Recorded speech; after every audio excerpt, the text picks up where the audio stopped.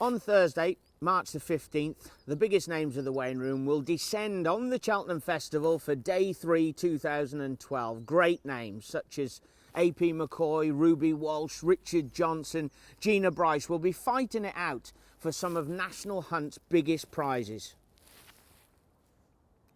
AP McCoy, Gina Bryce, Miss Gina Bryce. What's that all about?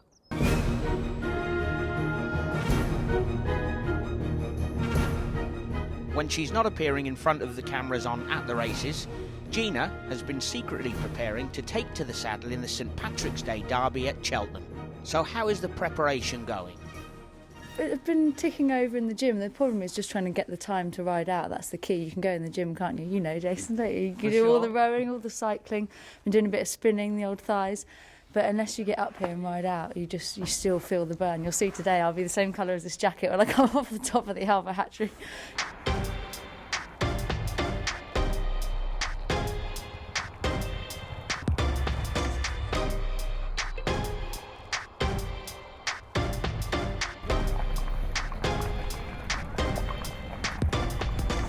Looking pretty good this morning. I don't know, you had to interview me when I came back. I was looking nice and got the makeup on, looking good going out there. Now I've got a face the same colour as this jacket. No, it was good. I think the main thing is John, who's I've been riding out for, has been an absolute legend, really sort of coaching me. Even just coming off that gallop there, I feel like I've learnt so much talking to him on the way back. You know, just I did get a little bit left behind there, and he was just saying, you know, get up closer before you want to kick on, you know, tighten up your rein, sort of click them on, and maybe carry a stick next time as well.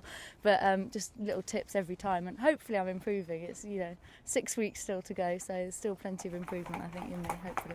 She's taking it really seriously and trying hard, and I mean, it's yeah, if you try hard to do things, you generally do them very well, and she's doing it well. I mean, Gina's a good rider, but it's, I don't know, in sort of stables there's so much sort of, you're cantering or it's fast work, and it's almost instilled into people that once you've learnt one, there's still another skill to learn. But basically, if you can ride, and Gina can ride. It's only just hit me that it's 1.5 miles, the race. There's no hiding place. I know, long old way, and factor in that hill as well. You certainly want a horse that's going to take you, don't you? That's for sure. I was having a good blow at the top of 7 furlongs, so yeah, no, that's the thing. That does play on your mind as well. Even when you're cantering on 1.25 miles or just the 7 furlongs and your legs are starting to hurt, you're thinking, God, imagine 1.5 miles up a hill as well. I saw that you trotted nearly all the way down. You've cantered down, just a short walk, galloped on the way back up. Then John had you trotting again down the Berry Road. I bet the old thighs must have been burning. It was about a mile hack down there. I was like, I'm done now, John. I don't need to go up the canter. My legs were already knackered.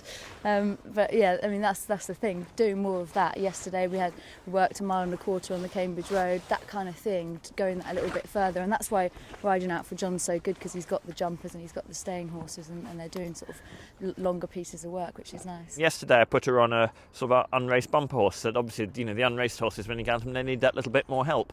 And I mean, even today she was probably the least experienced horse in the gallop. Terry and I were both on horses that won on the flat, and she's on a sort of young National Hunt horse who has, well, he's actually won a bumper, but you know, he wouldn't be as switched on as the 2 horses she's working with. So yeah, the horses that, you know, I'm not frightened to put her on a horse that needs a little bit of help rather than one that's just going to go up there. How many days a week have you been doing, and how much more will you be doing? In the past, I've only been able to come sort of twice a week, but I'm going to up that now. I've been 3 times this week. I'll be here on Saturday. No, I'm in the studio on Saturday. Let's hope I don't miss that. I'll be here on the weekend, maybe Sunday. And trying to go 3-4 times a week now. I've managed to clear a bit of space in the schedule. I'm taking it seriously now, not long to go, so all guns blazing. After riding out for trainer John Berry, it's off to the British Racing School, where jockey coach Richard Perham shares his insights, thoughts and pearls of wisdom. So Gina, you've been riding out for some time Yes. now. You've also ridden in one charity race? Yeah, didn't Correct. get near any other horses though, because I set off too late. But apart from that, I have been round a race course. Yeah. Right. Okay. So what do you want to achieve from today's session?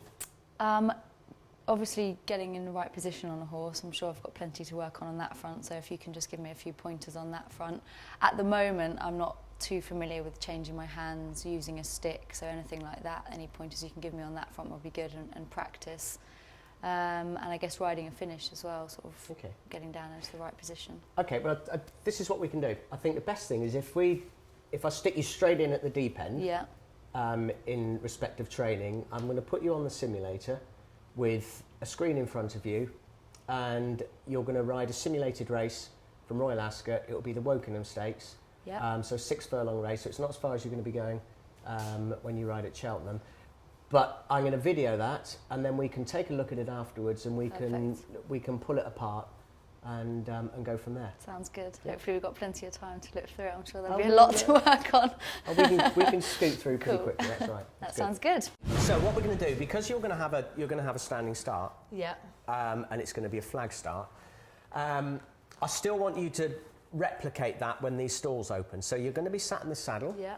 Okay.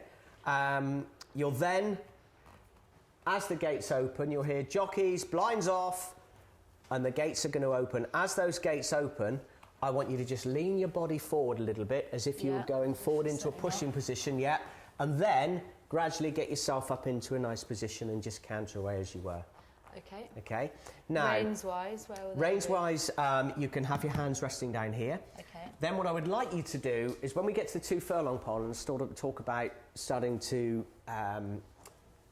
lower yourself down and starting to ride a finish, what I'd like you to try and do is shorten your reins up somehow, however you feel you can. Shorten your reins up so your hands are up to here somewhere, with the rein sort of up to there, and then if you just get your bottom out of the saddle a bit, then lower it down. Then you're up to that sort of position, and having your hands up there, your elbows can come out, and that will allow you to move forward and backwards. Okay. Yeah? Yeah. So I'm going to ask you to hover down and lower your bottom really low for that last 2 furlongs. In fact, you don't have to think about pushing too much, but I do want you to change your position. You ready? That's it, good. So what I'd like now, Gina, is you to start lowering your bottom down towards the saddle and just hovering with your bottom. That's it, a little lower. Okay, and as you go by the line now, slowly bring your body back up. That's good. And think about starting to pull the horse up. Whew. Good, well done. I'm feeling it. That looked really good, actually. That was good. Right, I'll tell you what we'll do. We'll download this, and then we'll go and have a look at the footage, and we'll just pull it apart a little bit and have a look at things that we might want to work on. Yeah. So, Gina, we've got the footage here that we've just taken on the simulator, the 6 furlong race. Generally speaking, it looked good. Okay. I thought the general position that you were holding throughout the race was good. You've got a lovely still back. Yeah. You're using your knee well. Your knee is quite relaxed, although it's a little bit too far forward for my liking. It's relaxed, which is allowing your upper body to stay quite nice and still. You're not bobbing around on top, which is really good. So just looking at the way you're lowering down in the saddle, that's a really good, neat position. And actually, although you're not actually physically pushing, it looks as if you're going with the horse quite nicely. You hold the reins well enough, and you have a nice contact of the horse's mouth. Something that we can work on is shortening the reins up, because that's something that you have to do subconsciously. Because the moment you've got to start thinking to yourself, oh, I've got to shorten the reins up, or oh, I've got to push, the race has gone away from you. So I'll give you a few hints on how to practice that, just shortening your reins up as well as other things in the simulator. After a quick lesson on how to change your hands, I caught up with Richard to see how he thought Gina was progressing. To do what she's doing in respect to going and riding a charity race, she's right up at the top. And joking aside, we've put people through assessments to do charity races that have never ridden before, and in 3 months they've got to a stage where they were able to ride. Gina's already got the basics.